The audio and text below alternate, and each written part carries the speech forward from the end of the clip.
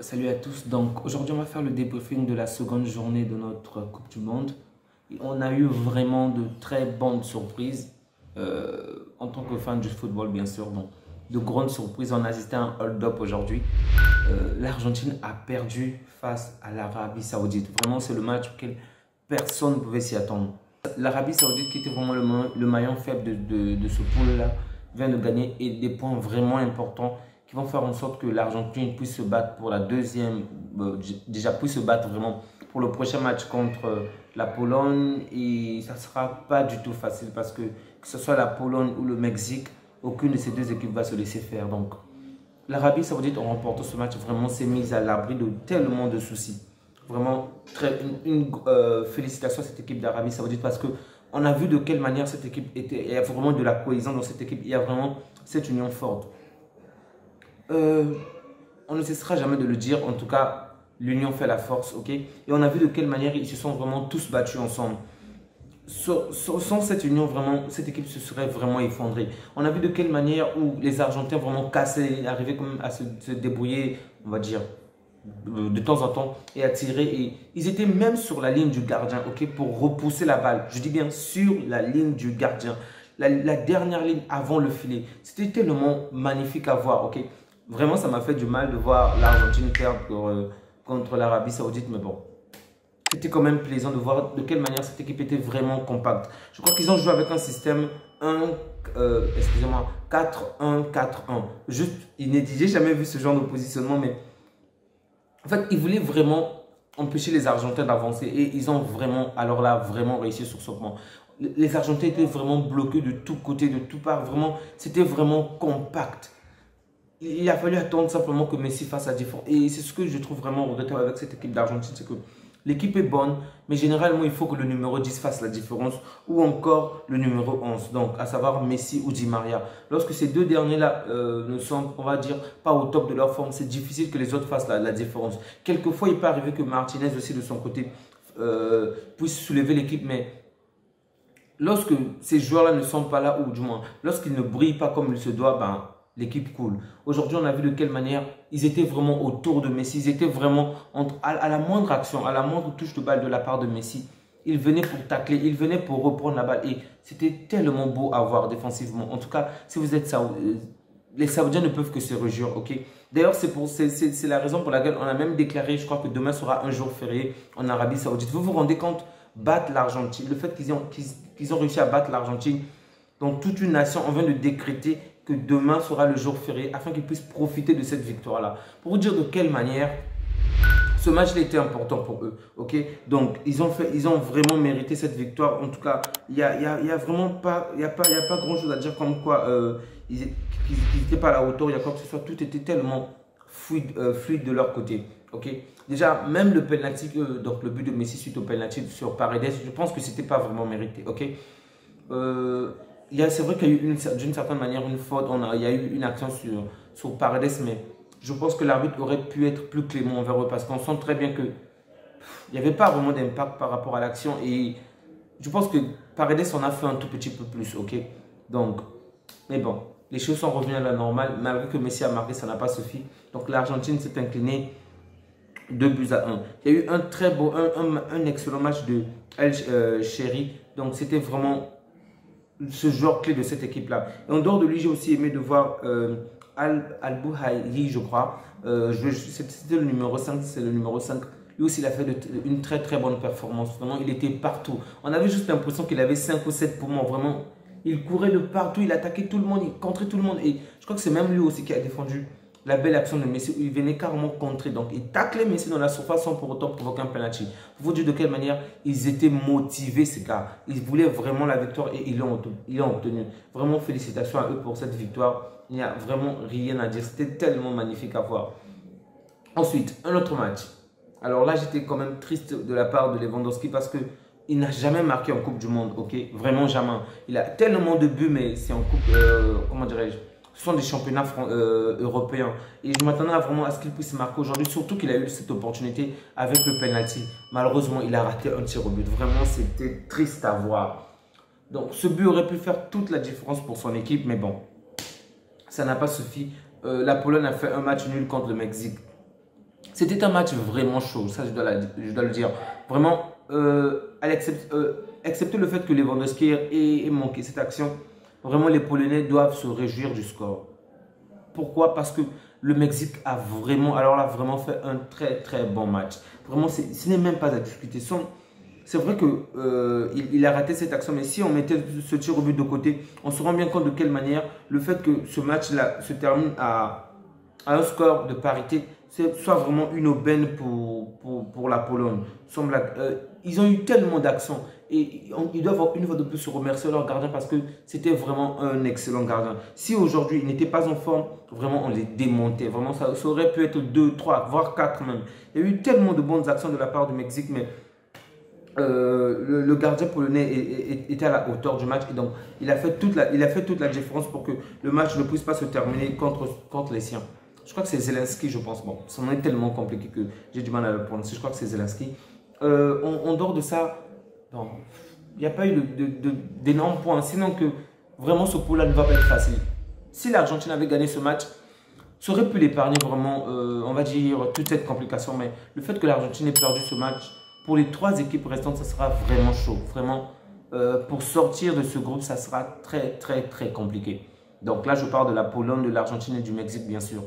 À moins que l'Arabie Saoudite puisse encore nous surprendre. Parce qu'il suffit que l'Arabie Saoudite puisse gagner son second match pour qu'elle se qualifie. Parce que les 2 équipes ont déjà fait un match nul entre elles. Donc, et du moins, oui, le Mexique et la Pologne ont fait un match nul. Donc, si jamais l'Arabie Saoudite gagne le second match, ben, c'est terminé. Elle est qualifiée. Et c'est la même logique aussi pour la France. Aujourd'hui, la France vient d'éclater carrément l'Australie 4-2 à 1. Alors que le Danemark et la Tunisie ont fait un match nul 0-0 aussi. Donc, si jamais la France gagne son second match, la France est automatiquement qualifiée. Donc, pour ces 2 matchs-là, au niveau de la Tunisie et du Danemark, vraiment, là, c'est l'inverse. Hein, okay? Les Danois doivent se réjouir eux aussi de leur côté parce qu'ils ne méritaient vraiment pas ce score-là. La Tunisie a fait un très, très bon match. Vraiment, bravo à vous les Tunisiens. Vous nous avez épatés, vous nous avez réjouis. Le seul souci, c'est qu'il n'y a pas eu de but. Pas de but. Vraiment, aucune équipe africaine n'a marqué jusque-là. Donc, on espère juste que le Cameroun demain fera la différence parce que on est tous derrière vous, les Camerounais. Donc, la Tunisie n'a pas pu faire mieux qu'un match nul. Elle a vraiment fait de son mieux. Elle s'est vraiment battue comme une lionne. Mais cette défense danoise était là. Les Danois étaient là. Ils ont vraiment tout empêché et ça n'a pas suffi pour faire la différence. Donc, un match nul aussi des 2 côtés. Bon, le match de la France contre l'Australie. Ça, c'était un match vraiment excellent. Un très grand match, ok? Déjà, les points positifs. Je vais commencer par rapport à la France, ainsi que ensuite, même par rapport à l'Argentine ou même voir l'Australie. Pendant ces 2 matchs, que ce soit entre l'Argentine et contre l'Arabie Saoudite, ainsi que la France contre l'Australie, on s'est rendu compte de quelle manière, on le sait déjà, ok?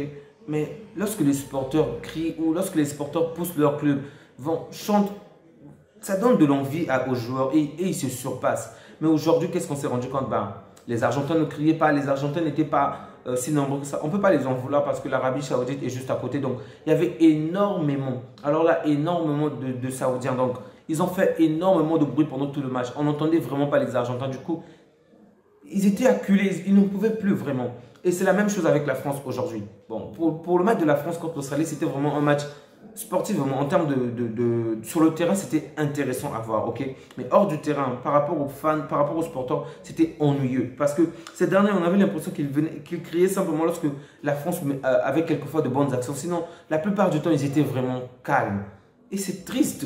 Surtout que vous avez dépensé énormément d'argent pour voyager, pour assister à ces matchs-là, pour être dans des hôtels qui sont assez coûteux. Et là, pendant un match, vous ne célébrez pas avec vos joueurs, vous ne criez pas assez, vous attendez la fin ou que votre équipe puisse mener pour crier autant. En tout cas, des 2 côtés, hein, pas juste du côté de la France, même du côté de l'Australie, on sent qu'il n'y avait pas assez de feu dans le stade. Okay? Je crois même que ce sont les Saoudiens, et ce sont des Qataris, je crois, eux-mêmes, qui se sont mis comment dirais-je, à animer le stade. Bref, c'était quand même triste du côté des gradins. Ensuite, les 4 buts à 1. La France était menée 1 but à 0, je crois, à partir de la 9e minute. Ok? À la 9e minute. Généralement, on s'écroule. Généralement, on perd espoir. Et on a commencé à le voir un tout petit peu. On avait l'impression qu'ils étaient épuisés. Mais bon, ils ne se sont pas laissés vraiment démonter. Cette équipe-là s'est éveillée et elle a su faire la différence. Premièrement, Rabiot. Ok? Rabiot qui fait, je crois, en premier lieu, il marque. Une fois qu'il marque, on se rend compte que les dés sont relancés dans le jeu. Les Français veulent la victoire et les Australiens subissent. Après avoir marqué, il délivre une passe décisive à Giroud. Ok? Il ne se limite pas là. Ok? Il fait un très très bon match. Défensivement, offensivement, on a assisté à un très très bon Rabiot. Vraiment, c'est à féliciter. Et une fois de plus, cette équipe française nous montre de quelle manière que elle a vraiment un bel effectif. Ok? Il y a des joueurs qui se blessent, il y a des joueurs qui sortent comme... mais elle est toujours là, elle est toujours forte. Vraiment, c'était tellement magnifique à voir, son blague. Tellement magnifique à voir. Hernandez aussi a fait un très très bon match. Alors que Théo Hernandez, je crois, est sorti... excusez-moi. Lucas Hernandez est sorti, remplacé par son frère Théo Hernandez. Donc, je pense que son frère devait déjà faire un bon match parce que ça semblait tout l'être. Mais il faut retenir que Théo Hernandez a fait vraiment pour moi, en dehors des buteurs ou des passeurs, c'est lui l'homme du match. Ok? Si on retire simplement des buteurs et des passeurs, c'est lui l'homme du match parce qu'il a vraiment cassé des lignes. Alors là, vraiment, du côté gauche, c'était tellement chaud. Il était en défense, mais il se retrouvait tout le temps dans la surface adverse, tout le temps comme excentré pour relancer la balle dans le jeu. Vraiment, c'était magnifique à voir. Du coup, même Kylian Mbappé pouvait lui redonner la balle pour que lui, il marque dans la surface. Bon, malheureusement c'est pas entré, mais il a vraiment fait un excellent match. Vraiment, félicitations à Théo Hernandez et j'espère que son frère Lucas Hernandez va rapidement se remettre. Donc, cette équipe française a tellement de bons joueurs. X peut sortir, il est remplacé par Y et Y aussi est un joueur de qualité. Donc, c'est tellement beau à voir, sans blague. Et là, ils nous ont prouvé de quelle manière ils sont prêts à préserver leur titre, à garder ce titre-là pour cette année. Et sincèrement, les équipes qui vont rencontrer la France doivent avoir une défense compacte et une attaque vraiment, on va dire, très efficace. Parce que la moindre action ratée, ben, ils vont vous faire mal lors des contre-attaques. Très très bon match de la part de Tchouaméni. Vraiment, pour cette équipe française, je ne saurais vous dire qui a été un flop. Ils ont tous été de qualité, ils ont tous très bien joué. La seule erreur que moi je vois dans ce match, ok, on va dire il y a 2 points noirs déjà, la blessure de Lucas Hernandez, ok, ça c'est le premier point noir, mais c'est pas voulu. Et la seule erreur que moi je trouve par rapport à ce match, c'est le positionnement de Pavard sur le premier but. Ouais, et même aussi, il y a eu quelques bonnes actions, je crois, à la fin de la première période. Ok, le positionnement, on va dire, n'était pas excellent. Ok, en début du match et un tout petit peu vers la fin de la première période. Ok, mais ça peut se comprendre parce que, en fait, lorsqu'on joue ensemble, on développe entre nous, on va dire, cette amitié forte, on développe entre nous ces réflexes-là. Tandis que la majeure partie de ces joueurs ne jouent pas souvent ensemble. Ok, c'est vraiment une équipe assez remaniée. Ce sont de grands joueurs, ok, mais qui ne jouent pas toujours ensemble. Donc, c'est normal qu'il n'y ait pas ces réflexes-là. Donc, sur le positionnement, il faudrait peut-être que Deschamps puisse travailler un tout petit peu dessus. Mais en dehors de ce positionnement-là, il n'y a que le but sur Pavard qui était une erreur. Ok, donc, le premier but que l'Australie va marquer. En fait, Pavard devait couvrir un joueur. Donc, il défendait sur un joueur. Mais étant donné que de l'autre côté, on avait cassé ligne et c'est là-bas que, je crois, que Lucas se blesse en voulant contrer la balle. Et c'est à ce moment-là que Pavard oublie complètement son défenseur, le joueur sur qui il devait défendre. Il fonce dans la surface. Et donc, en laissant cette passe-là, en laissant le joueur complètement libre, c'est ce dernier qui va marquer. Donc, c'est simplement le positionnement de Pavard que je trouve qui a été un flop. En tout cas, sur cette action, je précise. Hein. Sur le reste du match, il a bien joué. Mais sur cette action, simplement, où je pense qu'il y a eu l'erreur. Mais sur le reste du match, ils ont tous été brillants. Alors là, vraiment, félicitations à cette équipe de Deschamps. C'était vraiment un excellent match. Bon, pour Loris, ça sera un peu plus compliqué parce que il n'y a pas eu...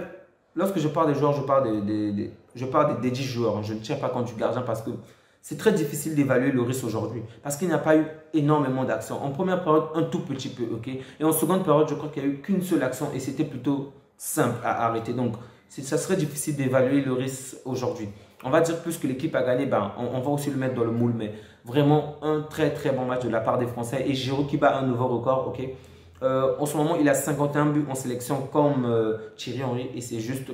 Waouh pour lui, vraiment félicitations. Il est tout le temps critiqué, il est tout le temps insulté, il est tout le temps rabaissé, mais tous les matchs, tout le temps, il nous prouve que c'est un joueur excellent. Vraiment, félicitations à lui qui devait peut-être même pas participer à cette Coupe du Monde. Et là, il nous sort vraiment une Coupe du Monde de qualité. J'espère qu'il va garder cette forme-là jusqu'à la fin. Un autre record aussi, c'est de la part de Messi. Ok, aujourd'hui, il est devenu le seul joueur au monde à être décisif pendant 5 Coupes du Monde. Ok. Donc, 4 Coupes du Monde où il a marqué au moins un but. Et je crois que celle de 2018 où c'est lui qui délivre une passe décisive. Donc, félicitations aussi à Messi qui ne cesse de battre des records. Même si pour l'instant, l'Argentine s'est inclinée, ça va vraiment les faire mal. Mais bon, j'espère qu'ils vont se relever et faire mieux lors des prochains matchs. Vraiment, cette journée était pleine de surprises. Elle était vraiment bonne. Surtout du côté de la France. J'aurais juste souhaité que l'Argentine puisse battre l'Arabie Saoudite. Mais bon, on n'a pas toujours ce que l'on veut. Donc, au prochain match, on va attendre simplement le prochain match pour voir de quelle manière les choses vont se passer. J'espère que les matchs seront toujours de très bonne qualité. Parce que là, demain, on va assister au match du Maroc contre la Croatie, de l'Allemagne contre le Japon, de l'Espagne contre le Costa Rica, ainsi que de la Belgique contre le Canada. Oui, excusez-moi, ça c'est demain. C'est exact. Donc, j'espère vraiment que nos équipes sauront nous faire davantage plaisir, qu'ils ne vont pas se relâcher et que en tout cas, on va rester dans cette atmosphère-là. Donc, pour le Cameroun, c'est le jeudi. Ok, c'est le jeudi. D'accord. Donc, on va s'arrêter là vraiment. Merci à vous d'avoir suivi. Merci à vous qui likez, qui laissez des commentaires. Ça fait énormément plaisir. On reste ensemble. Prenez bien soin de vous ainsi que de vos proches. Au revoir.